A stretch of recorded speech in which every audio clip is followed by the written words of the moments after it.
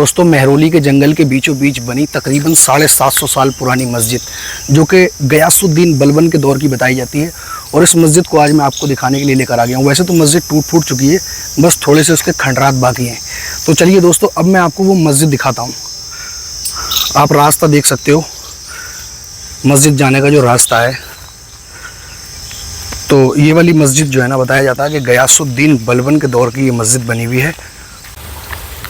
दोस्तों, मस्जिद मुझे मिल चुकी है और हम यहीं से अंदर की तरफ चलेंगे।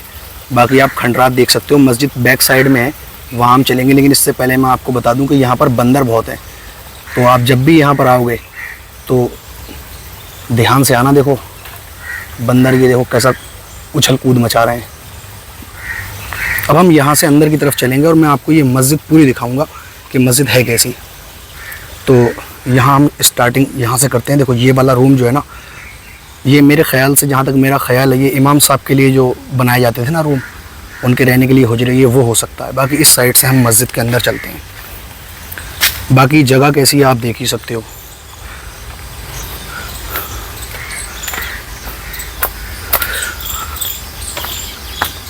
तो कुछ इस तरीके से ये मस्जिद का देखो व्यू है।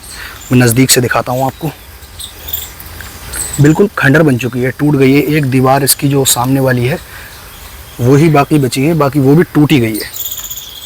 ये देखो, और ये इसका मीनार है। मीनार की भी हालत बहुत ही ज़्यादा खस्ता हो रही है।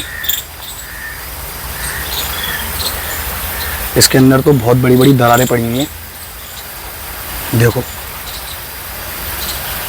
इसके अंदर जो दरारें पड़ी हुई हैं, ऐसा लगता है कब गिर जाए कुछ नहीं कह सकते। मैं आपको इस साइड में भी लेके चलता हूँ। तो इमाम साहब के जहाँ पर खड़े होने की जगह होती है ना, महराब, वो महराब भी देखो टूट गया है। बाकी ये जो ताक़ें बनी हुई हैं, ये तो आप जानते हैं कि ये ताक़ें चिराग जलाने के लिए बनाई जाती थी पुराने ज़माने में,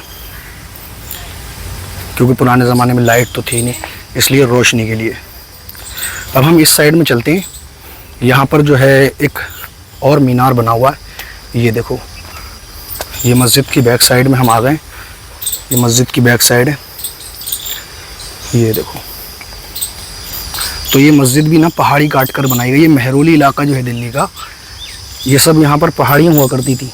इन पहाड़ियों को काट काट के ही जो है ना यहाँ पर बसावट बसाई गई। ये अब भी पहाड़ियों के अवशेष बाकी हैं।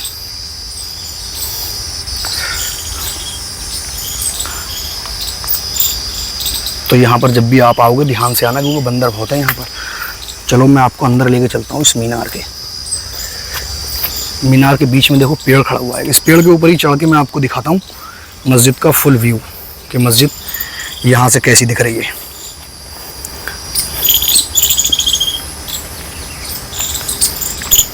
तो कुछ इस तरीके से ये मस्जिद यहाँ से दिख रही है। देखो, तो ये ग्राउंड जो है ना, यहाँ पर समझ लो ये मुक्तदियों के खड़े होने की जगह हो गई। यहाँ पर नमाजी लोग नमाज।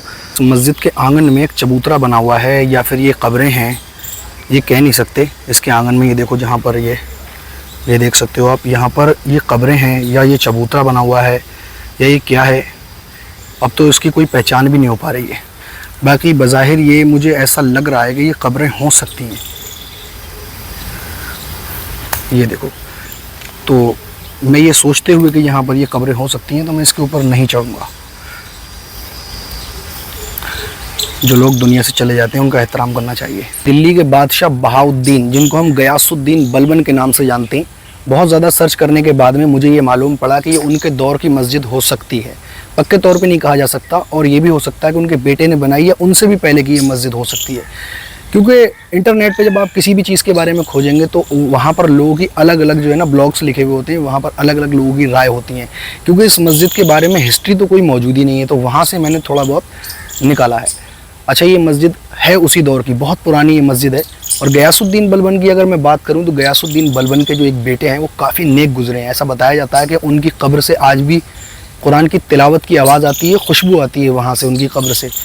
तो अभी मैं आपको उनकी कब्र के पास में भी लेके जाऊंगा। यहाँ थोड़ी सी दूरी पर उनकी आर्कियोलॉजिकल पार्क में उनकी कब्र बनी। तो दोस्तों, गयासुद्दीन बलबन के बेटे मोहम्मद नसीरुद्दीन बुगरे खान के मकबरे पर मैं अब आपको लेकर आ गया हूँ, जो कि काफ़ी नेक शख्सियत गुजरे हैं। अगर आपको मैं यहाँ पर चारों तरफ दिखाऊँ तो यहाँ पर आप देख सकते हो, यहाँ पर अनगिनत यानी कि अनगिनत यहाँ पर मकबरे बने हुए हैं। इन्हीं मकबरों में से एक मकबरा बना हुआ है गयासुद्दीन बलबन और उनके बेटे मोहम्मद नसीरुद्दीन बुगरे खान का। तो चलिए अब मैं वहाँ पर आपको लेके चलता हूँ। अब मैं आपको वो मकबरा दिखाऊंगा। बाकी यहाँ पर बहुत से मकबरे बने हुए हैं, ये देख सकते हैं आप, जिधर तक नज़र जाएगी मकबरे ही मकबरे बने हुए हैं। इन्हीं मकबरों के बीच में ये जो आप मकबरा देख रहे हो, बस यहीं पर बनी हुई है मोहम्मद नसीरुद्दीन की कब्र, जिनका नाम है बुगरे खान। और ये वाला जो मकबरा देख रहे हैं आप बीच में, ये है गयासुद्दीन बलबन का मकबरा। यहाँ पर तो एक अजीब सी हैबत महसूस हो रही है। मैं अगर आपको दिखाऊं, यहाँ पर बराबर में जो है ना रोड भी चल रहा है, इसलिए आपको हो सकता है बैकग्राउंड में नॉइस आती हो। तो अगर मैं गयासुद्दीन बलबन के यहाँ पर दिखाऊं ना, तो यहाँ पर पहले मैं आया था, यहाँ पर पहले आ चुका हूँ, तो यहाँ पर बहुत ज़्यादा घास थी, बहुत लंबी लंबी घास थी और बलबन की कब्र भी मौजूद तक नहीं थी। अब जो है ना उस घास को खोद खाद के सफाई करके जो है ना बलबन की कब्र अंदर से निकाली है। ये देखें आप,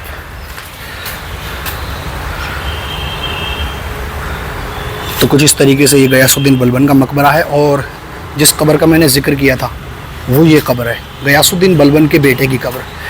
ये नेक आदमी गुजरे हैं अपने दौर के। बाकी इनकी कब्र को जो है ना अभी देखो पुताई उताई करके नया कर दिया है। पहले जब मैं यहाँ पर आया तो बहुत ख़राब कंडीशन थी यहाँ की। इस साइड में देखो कुछ अरबी में लिखा हुआ है। तो दोस्तों यहाँ के बारे में जो कहा जाता है ना कि यहाँ पर कब्र से खुशबू आती है, तो ऐसा बताया जाता है कि मगरिब की अजान के बाद यहाँ कब्र से जो है खुशबू आती है और यहाँ से कुरान शरीफ की तिलावत की आवाज़ आती है। अब कुछ लोगों का ये कहना है कि यहाँ पर जिन्नात का साया है, वो जिन्नात यहाँ पर कुरान की तिलावत करते हैं और वहीं से खुशबू आती है। अब हकीकत क्या है ये तो मैं कह नहीं सकता, बाकी ऐसा लोगों का कहना है। बात करते हैं कि आप इन जगहों पर किस तरीके से पहुँच सकते हैं। जो मस्जिद मैंने आपको दिखाई, उस मस्जिद को तक जाने का रास्ता जब जैसे ही आप कुतुब मीनार मेट्रो स्टेशन से बाहर आओगे और जब मेहरौली के अंदर जाने के लिए एंट्री करोगे तो लेफ़्ट साइड में एक रास्ता पड़ेगा। उस रास्ते पे जब आप अंदर जाओगे जंगल के अंदर तो आपको वो मस्जिद मिलेगी। और जिस जगह पर मैं अभी मौजूद हूँ गयासुद्दीन बलबन के मकबरे पर, यहाँ पहुँचने के लिए आपको आर्कियोलॉजिकल पार्क आना पड़ेगा। खैर दोस्तों, अगर मेरी आपको वीडियो ये पसंद आई है तो वीडियो को लाइक करके चैनल को सब्सक्राइब कर देना, ताकि आने वाली वीडियो आप तक आसानी से पहुँच जाए। मिलते हैं फिर एक और नई वीडियो में।